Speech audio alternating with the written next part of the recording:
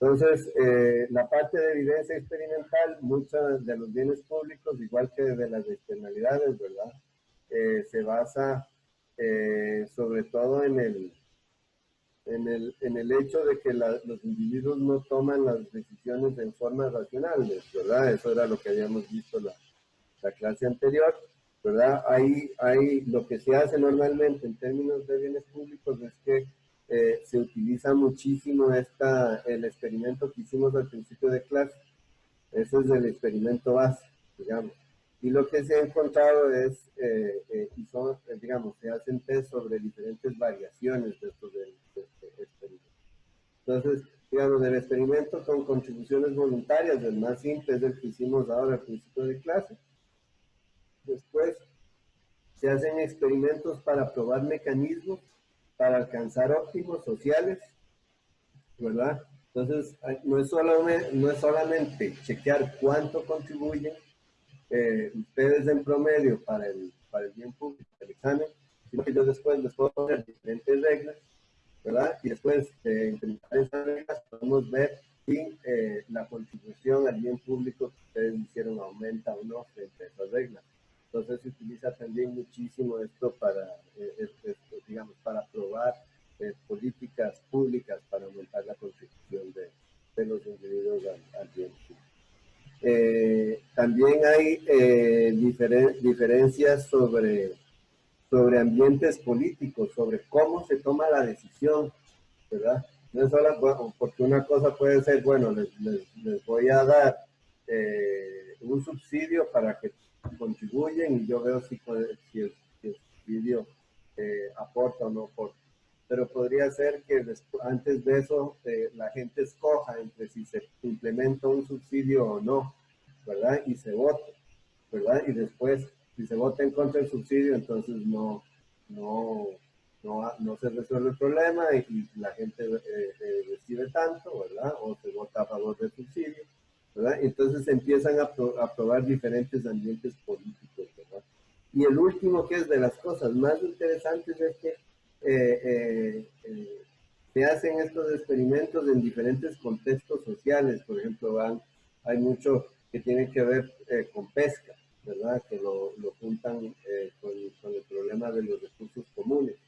Y entonces van a comunidades pesqueras y testean esto y ven qué encuentran, ¿verdad? Y qué políticas pueden servir para resolver estos problemas, o pueden hacerlo en otro contexto. Normalmente se empezó haciendo con estudiantes de economía en universidades de Estados Unidos y ahí se ha ido ampliando a diferentes contextos. Digamos, las personas que empezaron a hacer estos análisis en el campo con individuos, digamos, que tomaban decisiones relacionadas con eso, tuvieron un éxito increíble en términos de publicaciones, de citas. Es súper interesante todo ese trabajo que se ha desarrollado en esto. Bueno, ¿qué es lo que se ha encontrado? Hay cosas que se mantienen en diferentes contextos y hay cosas que no. Entonces, lo primero es que la gente coopera, ¿verdad? Casi nadie o nadie, ¿verdad? De todos los experimentos, inclusive con estudiantes de economía, juegan el equilibrio de Nash, ¿verdad? Uno o dos juegan el equilibrio de Nash con un 10, 15%, pero siempre como sociedad el promedio se da alrededor del 20%, ¿verdad? Inclusive se llegan a niveles más altos, ¿verdad? Pero ahí sí cambian, hay contextos donde los niveles cambian, pero los resultados sí son súper contundentes en el sentido de que la gente no juega en el equilibrio de la, ¿verdad? En juegos y después, digamos, con diferentes contextos, hay diferentes resultados. En juegos sin repeticiones y en las etapas finales de juegos repetidos, la gente contribuye cerca de la mitad de lo que sería el Pareto óptimo y el Pareto, el óptimo individual. O sea, lo que tienden es como a decir 5 y 5, por ejemplo. Y mucho tiene que ver ya cuando van a terminar el juego. ¿Por qué los juegos repetidos hacen diferencia? Porque si yo creo que vamos a estar jugando esto 20 veces, ¿verdad? Entonces empiezo contribuyendo bastante para como dar una señal a los otros jugadores de que lo mejor es contribuir. Entonces siempre en las primeras rondas de los juegos la gente da muchísimos puntos al público. Y conforme se va acercando al final del juego, la gente empieza a ser más egoísta. Pero inclusive en el momento en que son más egoístas, nunca dan el Nash equilibrio, sino dan un promedio entre Pareto y las contribuciones se reducen conforme van pasando las repeticiones, que es lo que les acabo de mencionar, y las contribuciones también aumentan cuando, cuando las personas que se negocian se ven cara a cara, ¿verdad? Entonces hacen experimentos con compus, una persona no ve a la otra, están jugando a través de la compu, pero otras veces se juntan a las personas, las ven y hacen, inclusive en la misma clase, ¿verdad? Aunque estén tomando la decisión individual, ven a las personas y tienden a contribuir más que si están jugando a una estos resultados son evidencia de que las predicciones teóricas no son tan negativas en realidad, ¿verdad? Los individuos tienden a contribuir, eso es positivo, ¿verdad? En varias dimensiones. Dos explicaciones que se hacen de esto, ¿verdad? De por qué la gente contribuye es del altruismo, ¿verdad? Que es que yo doy porque estoy, digamos, doy porque pienso, o sea, porque me preocupa la otra gente, ¿verdad? Estoy feliz cuando la gente tiene un bienestar, la otra gente tiene un bienestar del altruismo, ¿verdad? Y otra expresión es sentirse bien dando, que se llama warm glow, ¿verdad? Que es que socialmente se generan incentivos individuales, ¿verdad? Yo genero utilidad a partir de dar, ¿verdad? Y eso también puede ser una explicación de por qué los resultados no son los equilibrios de Nash, sino algo en medio entre el equilibrio de Nash y el Pareto. Pero son dos explicaciones diferentes. En la primera, me interesa que la gente esté bien. En la segunda, me interesa bien dar. Me genera bienestar dar, ¿verdad? La evidencia ha sido extensiva y contundente, pero definitivamente, ¿verdad? En ese sentido, pero donde sí hay cuestionamientos es en el nivel de contribución, ¿verdad? A veces dan entre el Nash y el óptimo, a veces dan un 20%, a veces un 30%, a veces un 50%, ¿verdad? Eso sí no está bien, no, digamos, no hay una conclusión concreta porque los contextos hacen que cambien esos resultados. Entonces, en esa línea, ¿verdad? Debido a que todavía tenemos espacio para mejorar, ¿verdad? Una cosa es, estamos como en la mitad, ¿verdad? Entonces ahí es donde el sector público puede jugar un papel relevante, ¿verdad? A pesar de la evidencia de que las contribuciones son más altas de las que se esperan teóricamente, no llegan a ser las óptimas. Entonces no llegamos al óptimo social y hay un espacio todavía como para mejorar la situación, ¿verdad? Entonces, aquí hay dos alternativas. El gobierno puede proveer bienes públicos, ¿verdad? O generar políticas para que se crean más, ¿verdad? Como habíamos visto antes, pero el gobierno también puede proveer en forma práctica los bienes públicos, como las carreteras, los parques, todos esos bienes públicos son proveídos por el gobierno. Pero esto puede generar algunos problemas. ¿Cuáles son esos problemas? Bueno, primero puede haber crowding out. Cuando el gobierno provee, las contribuciones privadas se reducen, ¿verdad?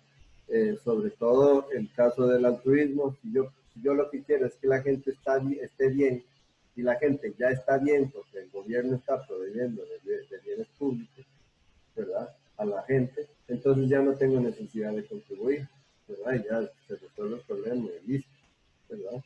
En cambio,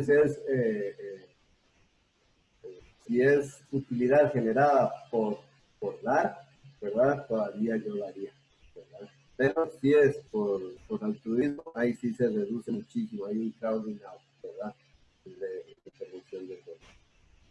lo que se sabe es, la evidencia del crowding out se sabe que existe, ¿verdad? Pero donde no hay conclusiones, digamos, conclusiones que todo el mundo esté de acuerdo, es que no es completo, o sea, no, la gente sigue contribuyendo a algo, ¿verdad? Pero el problema es que no se sabe el tamaño. Hay crowding out, el tamaño del crowding out no es claro, ¿verdad? Y ese crowding out tampoco hace que la gente deje de contribuir totalmente. Entonces esos son como las tres conclusiones de esa literatura. Y los otros problemas son de corrupción, ¿verdad? Y el costo de manejar recursos, ¿verdad? En los que incurre el Estado, los gobiernos o las municipalidades, ¿verdad? Que se pueden generar corrupción, se pueden desperdiciar recursos, etcétera, ¿verdad? Aquí viene la teoría de la corrupción, ¿verdad? Viene a partir de que los individuos maximizan su propia utilidad y entonces hacen modelo tipo Becker, ¿verdad? Que estima la probabilidad de que lo agarren y entonces normalmente existe la probabilidad, en esperanza siempre va a haber algún nivel de corrupción bajo ese nivel, ¿verdad? Y es una cosa que hay que tomar en cuenta, sobre todo cuando estamos hablando de los bienes. Y ya para terminar la clase de hoy, ¿verdad? Les voy a contar que uno de los retos más importantes es la parte que estábamos hablando antes, ¿verdad? Que es cuánto exactamente es el bienestar que se genera a partir de la creación de bienes. Entonces, para eso hay que hacer ejercicios empíricos, ¿verdad? Y hay 3 métodos de valoración que se han utilizado para tratar de extraer el valor de los individuos, ¿verdad? Y tratar a partir de eso, definir si vale la pena o no para el gobierno construir un bien público.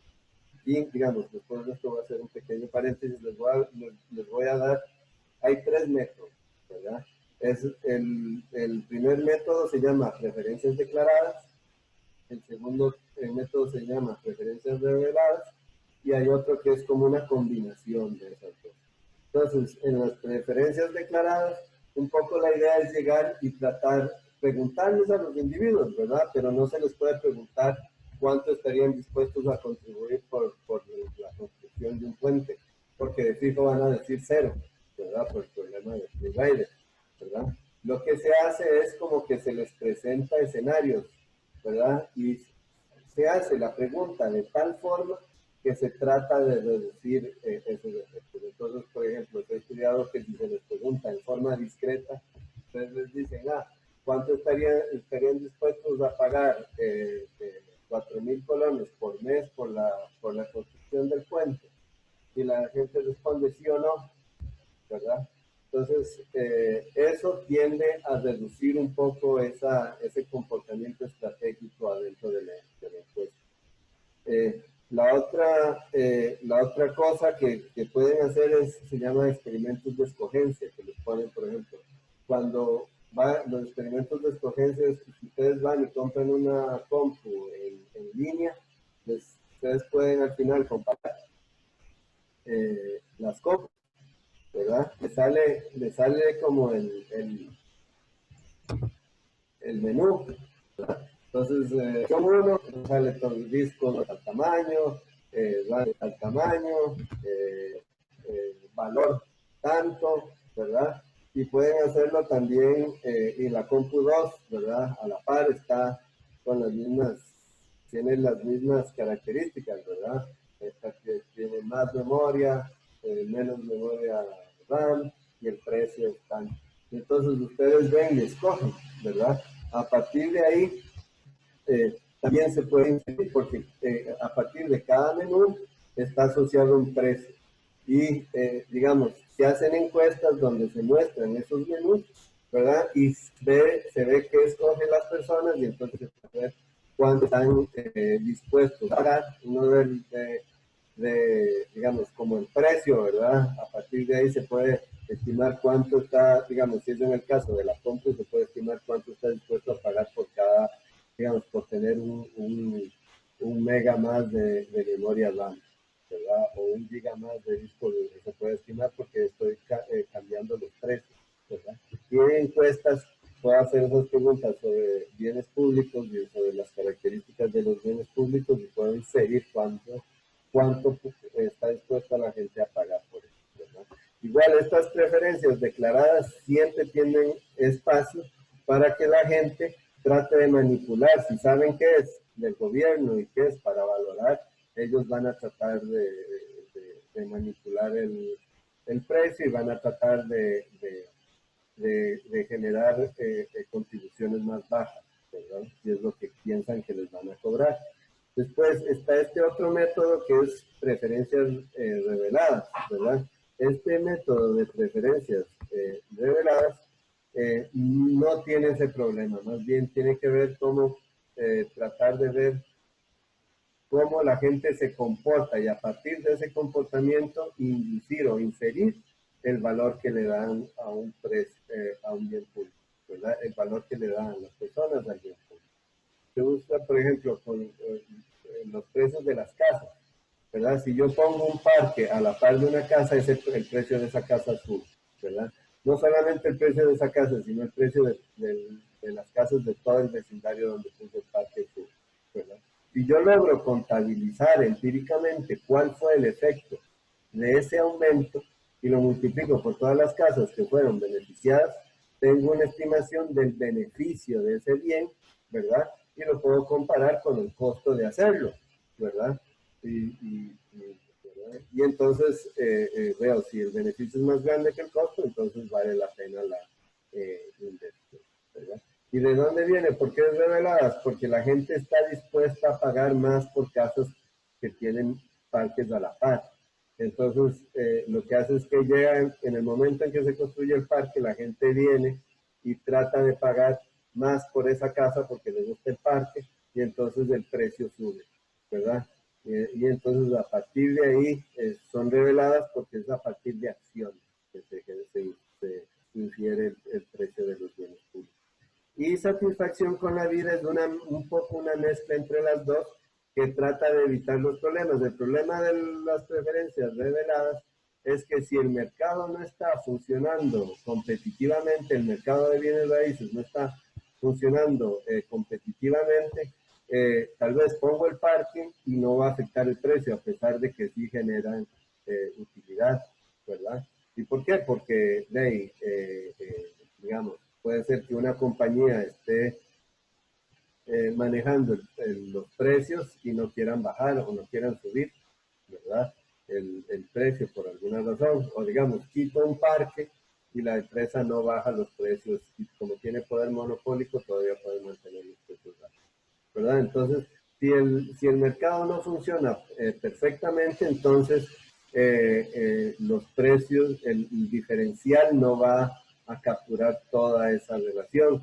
Y entonces, lo que hace este último método de satisfacción con la vida, ¿verdad? Es que a partir de ahí se puede inferir cuánto va a ser la diferencia, porque hay gente, digamos, si yo termino pagando por todo el bienestar que genera el parque, entonces voy a terminar casi que en la misma situación que si no compro la vivienda cerca del parque, ¿verdad? Porque voy a tener que pagar, pagué, dejé de consumir un montón de bienes privados. Entre una y otra cosa que me va a dejar indiferente. Pero si el mercado no funciona bien, entonces tal vez yo termino comprando esa casa a la par del parque, ¿verdad? Y todavía tengo un montón de utilidad, ¿verdad? Estoy generando utilidad, ¿verdad? Porque no captura todo el efecto del parque y entonces me genera diferencias en mi satisfacción con la vida. Y a partir de esas diferencias yo puedo estimar de forma complementaria ese efecto. Es como que resuelve los retos de las preferencias, ¿verdad? Una cosa